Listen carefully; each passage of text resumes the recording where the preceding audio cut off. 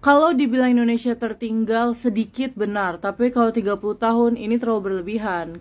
Tapi kos hidup pun tak macam nak naik. Sebaliknya di Malaysia, negara jiran, tahun 1950-an, Filipina pernah meminta Malaysia dari segi KDNK per kapita. Tapi sekarang Malaysia dah tinggalkan jauh Indonesia, Thailand dan Filipina. Kata netizen, Malaysia yang kelihatan maju cuma di KL. Di pedesaan-pedesaan sama saja, masih kayak di pinggiran. Mungkin mbaknya ini belum pernah datang ke Malaysia dan belum pernah menelusuri secara langsung suasana yang di Malaysia seperti apa. Assalamualaikum warahmatullahi wabarakatuh. Apa kabarnya sahabatku semua? Video ini sebagai bentuk informasi dan saya hanya mereaction berdasarkan kata-kata dari netizen. Dan saya ingin memberikan tanggapannya. Jadi jangan salah paham ya. Kebanyakan kadang-kadang netizen salah paham. Kamu ini suka menjelek-jelekkan negara kamu sendiri. Bukan sahabatku semua. Saya tidak menjelek-jelekkan negara saya sendiri. Tetapi di sini, Masya Allah, sampai terbelit-belit. Tetapi di sini saya ingin memberikan komentar terkait apa yang diucapkan oleh netizen. Kita simak video berikutnya. Apakah Malaysia semakin meninggalkan Indonesia? Dan lalu bagaimana dengan perusahaan-perusahaan yang dimiliki oleh pemerintah Malaysia semakin maju, sedangkan di negara kita kenapa sedikit-sedikit mengeluh? Kemudian diisukan merugi kalau banyak subsidi lama-kelamaan jadinya bangkrut. Tapi di negara tetangga beda ya ceritanya. Sama-sama subsidi tapi pejabatnya itu tidak kebanyakan mengeluh. Kalau saya lihat ya kan, kalau saya lihat dari berita-berita di media, pejabatnya di negara tetangga itu tidak kebanyakan mengeluh, tetapi berusaha bagaimana membuat perusahaan tersebut menjadi perusahaan yang maju dan tentunya hasilnya untuk mensejahterakan para warganya. Pastinya setiap kebijakan negara itu beda-beda ya sahabatku semua. Jadi visi misinya juga sama, tetapi kadang-kadang kebijakannya berbeda-beda. Lalu bagaimana tentang hal ini semua dan tanggapan netizen? Apakah memang Indonesia semakin tertinggal dengan negara tetangga yang lainnya termasuk dengan Malaysia? Kalau ada yang bilang katanya cuma KL saja yang terlihat maju, di Malaysia, di perkampungannya semuanya itu sudah tertata rapi.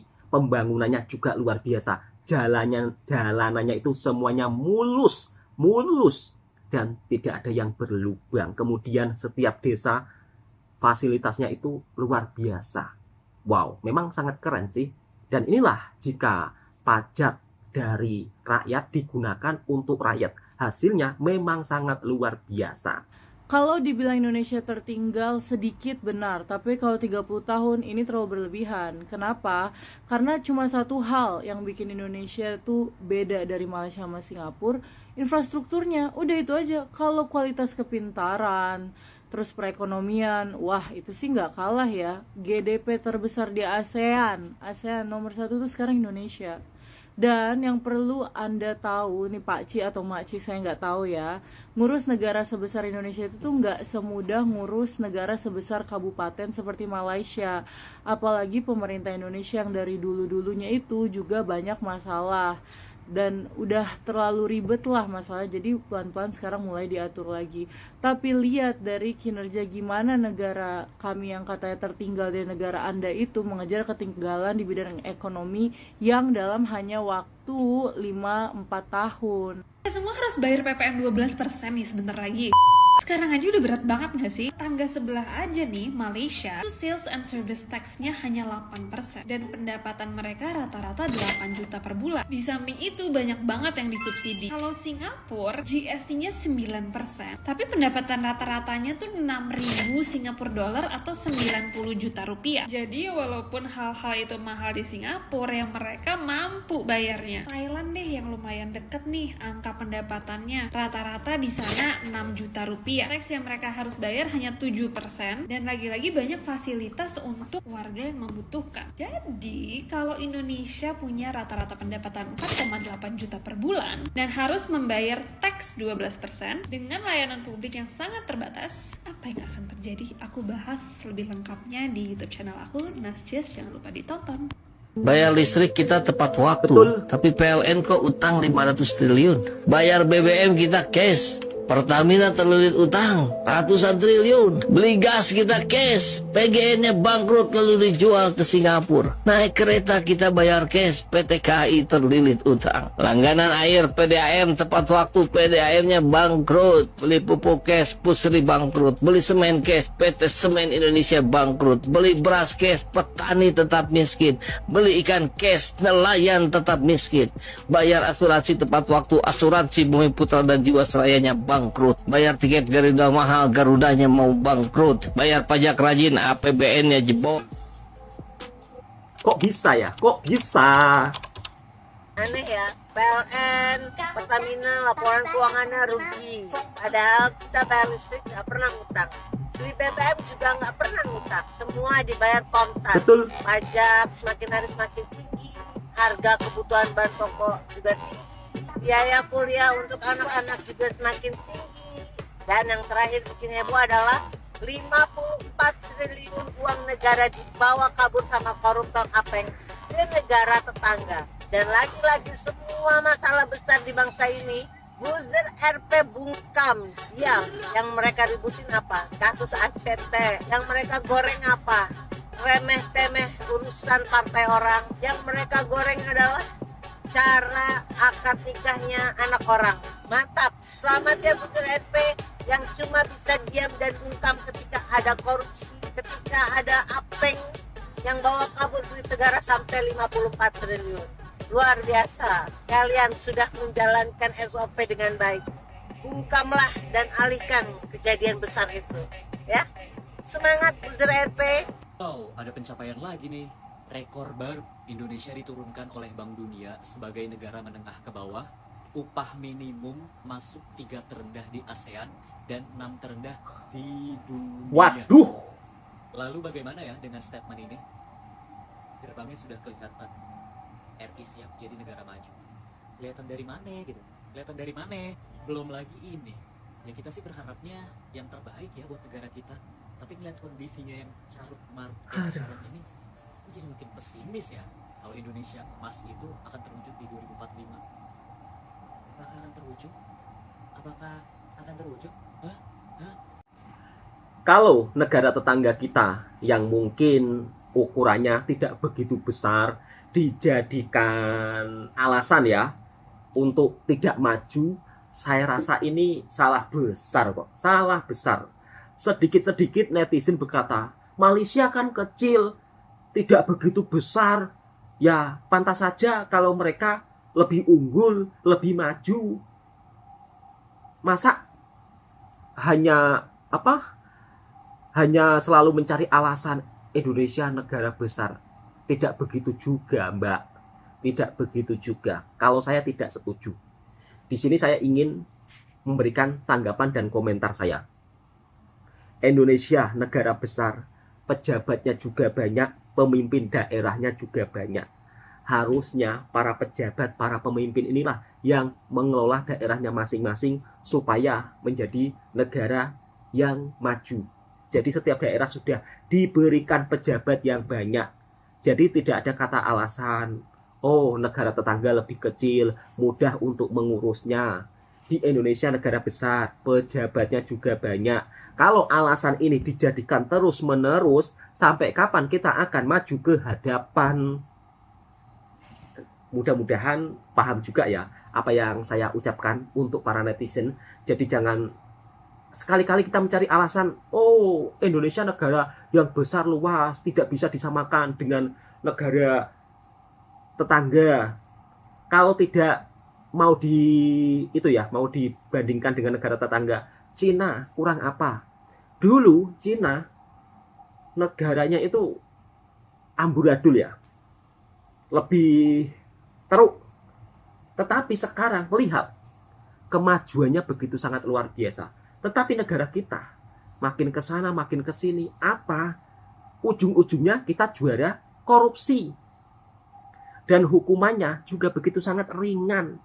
Mungkin andai kata para pejabatnya tidak banyak yang korupsi, mungkin bisa jadi menjadi negara yang paling maju di kawasan ASEAN. Tetapi saat ini memang kita tertinggal jauh seperti dari negara Singapura, dari Malaysia. Bahkan Malaysia ini bisa dikatakan bapaknya ASEAN dalam hal kemajuan negaranya. Jadi secara singkat, Malaysia itu lebih maju ke hadapan. Luar biasa. Yang saya kagum ya dengan pejabat yang di Malaysia, jika perusahaan negaranya mengalami masalah, itu tidak banyak alasan. Kalau di negara kita kan ini itulah, sembang sanalah, sembang sinilah. Tapi ujung-ujungnya rugi juga. Pertamina dengan Petronas juga kalah. Padahal harga minyak di Indonesia lebih mahal. Di Malaysia lebih murah. Kok bisa Petronas yang lebih jaya, Petronas yang lebih unggul?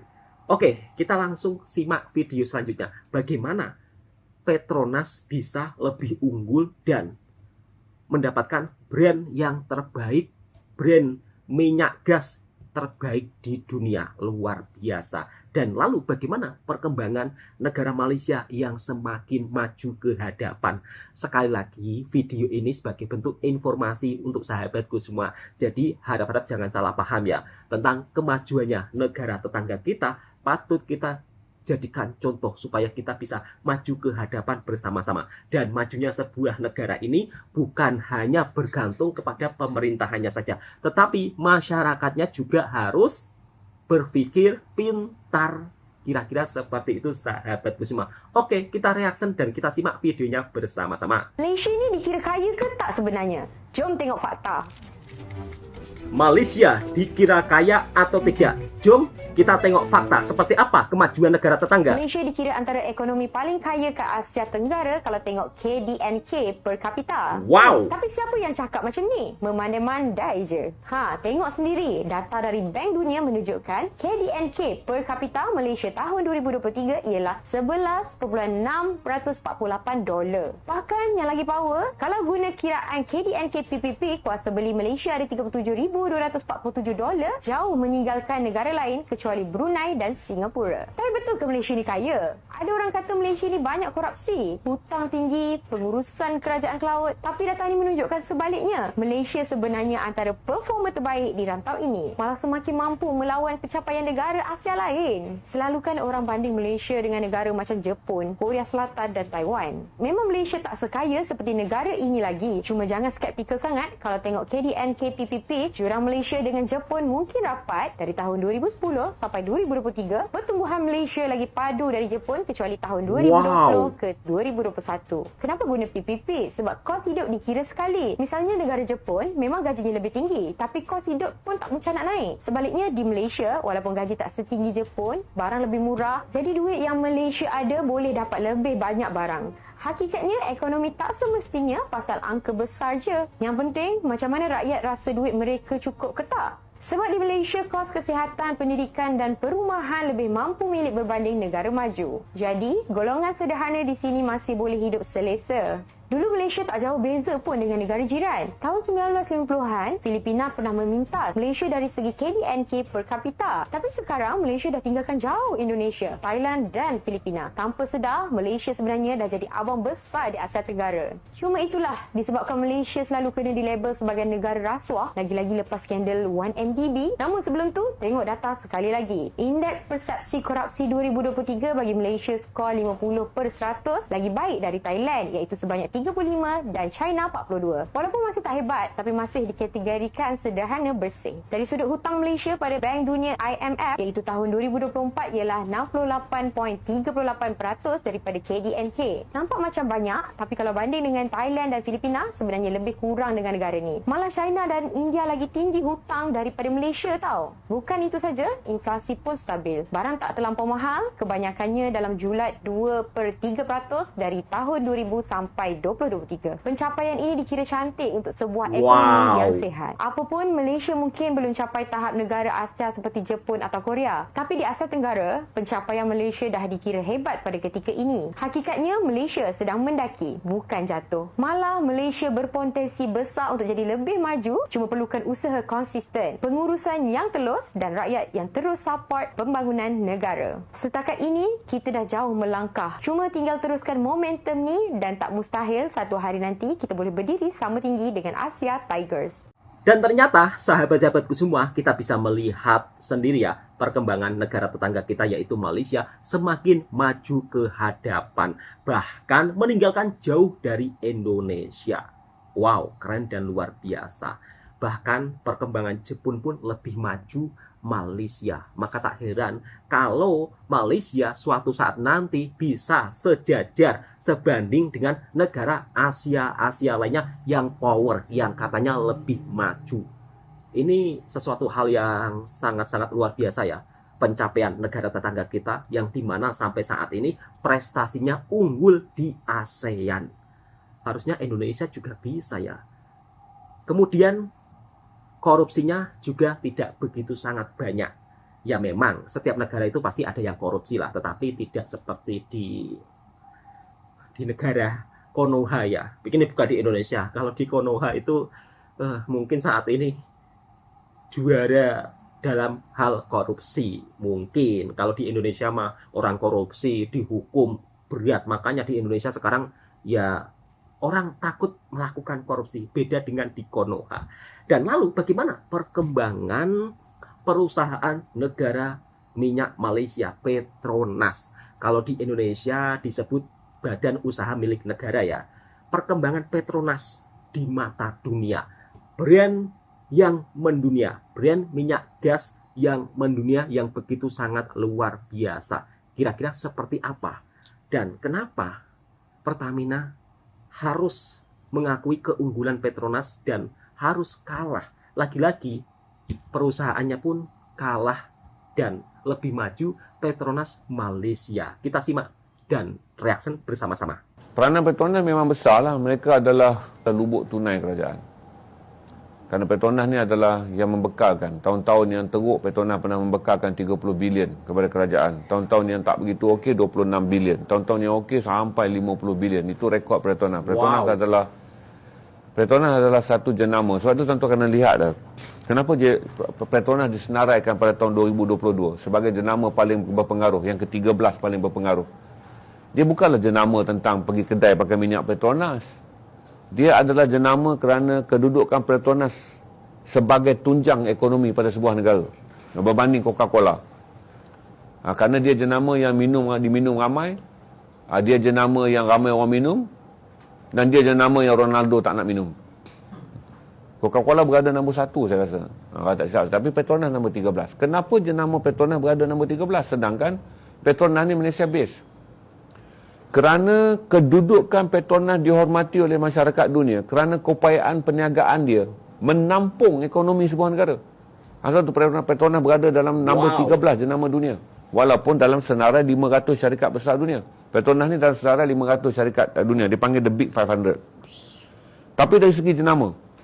Jadi kalau orang salah faham, dia akan heran. Takkanlah ada Petronas dekat Amerika. Petronas ni jadi popular, jenama paling kokoh. Tidak. Bagi ahli-ahli yang mengkaji jenama, mereka tahu jenama Petronas ni hebat kerana dia jenama yang menyumbang kepada kepentingan sebuah negara yang hasil perniagaan dia rakyat dapat rasa. Sebab tu dia naik nombor 13 sebagai jenama paling berpengaruh di dunia bagi tahun yang dikaji 2022. Saya bangga tu bila tengok seorang-seorang rakan saya Ari Stream share list terbaru keluaran 2022 mengenai senarai 20 jenama terbaik dunia tu. 50 jenama terbaik dunia. Petronas berada di nombor 13. Jadi ramai orang ingat Petronas tak boleh keluar air pun, Petronas tak jual gula-gula, tak boleh keluar tisu, tak ada kopi. Tak ada kopi. Kenapa Petronas nombor 13? Kerana Petronas dihormati oleh ahli-ahli pengkaji jenama sebagai mengatakan tiada jenama di dunia yang penghasilan dia bukan diraih oleh pemegang saham. Penghasilan dia berbalik kepada rakyat. Itulah Petronas. Saya tak suruh lah tuan-tuan besok pakat berdiri pergi tabik bangunan Petronas, tak perlulah tuan-tuan. Tapi tuan-tuan kena faham, dia dihormati di seluruh dunia kerana Jenama lain mengayakan orangnya. Jenama lain tu yang saya kata tadi kan. 80% ekonomi dunia dikuasai oleh 5% penduduk dunia. Nampak ketidakadilan dia. Tapi Petronas dihormati, bangunan dia megah, besar, tinggi dan sasa. Dia dihormati. Kerana dia tak mengayakan perut orang yang tertentu sebagai pemegang saham. Kerana keuntungannya dipulangkan kepada kerajaan sebagai pemegang saham dia yang paling besar. Dan duit tu kemudian dibalikkan. Itulah duit yang digunakan untuk bajet yang diserap masuk dalam biaya kerajaan untuk bajet pendidikan, bajet kesihatan, bajet pertahanan, bajet luar bandar. Berarti dunia menganggap inilah brand yang kita mahu. Kita bukan naklah brand bila bawa perasaan kaya. Kita nak satu jenama yang kita tahu kata kalau dicontohi, kehidupan manusia menjadi lebih baik. Kalau dicontohi, kekayaan yang dinikmati oleh satu jenama sebenarnya sampai ke dalam perut orang miskin yang berada di dalam negara jenama tersebut. Itu jenama Petronas dianggap ke-13 paling berpengaruh dan paling dihormati di dunia. Luar biasa, Petronas di antara jenama yang begitu disegani oleh dunia. Karena apa? Petronas hasil penjualan daripada minyak gas tersebut, keuntungannya untuk masyarakat, untuk rakyat yang ada di Malaysia, untuk dana pendidikan, untuk biaya kesehatan. Wow, luar biasa ya. Dari perusahaan negara, keuntungannya kemudian dibagi rata-rata untuk rakyat. Jadi dari negara untuk rakyat. Wow, keren dan luar biasa ya. Dan sampai saat ini, kemarin di tahun 2024, Malaysia, brand Petronasnya juga menjadi salah satu brand terbaik di dunia. Keren dan luar biasa. Lalu apa kabar dengan Pertamina yang selalu setiap muncul tiba-tiba berkata rugi dan rugi. Kadang-kadang saya juga heran sih, kok bisa ya? Padahal kalau kita beli minyak pun juga nggak ngutang ya. Oke, cukup sekian. Mudah-mudahan video ini juga bisa memberikan informasi yang bermanfaat buat sahabatku semua. Dan tentunya mudah-mudahan sahabat-sahabatku menonton video ini diberikan kesehatan serta umur panjang. Assalamualaikum warahmatullahi wabarakatuh.